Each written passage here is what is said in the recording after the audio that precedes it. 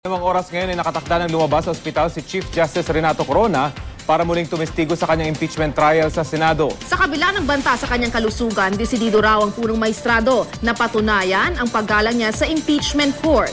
May ulat on the spot si Julius Segovia. Julius? Rafi, lala numang sandali mo lang ay inaasahang ilalabas na ng The Medical City si Chief Justice Renato Corona para muling dumalo sa impeachment trial sa Senado.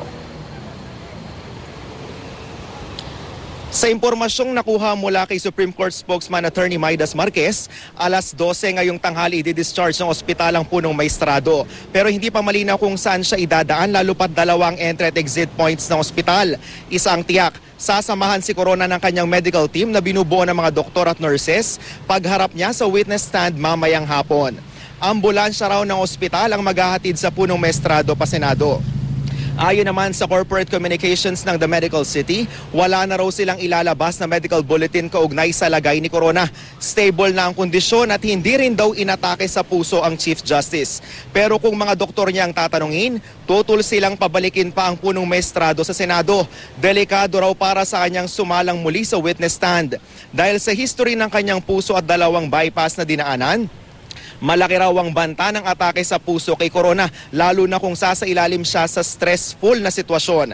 Pero kung ang punong maestrado, desididong patunayan ang paggalang niya sa impeachment court ayon kay Defense Lead Counsel Retired Justice Serafin Cuevas. Kaya naman pinapirma na lang sila ng waiver ng ospital.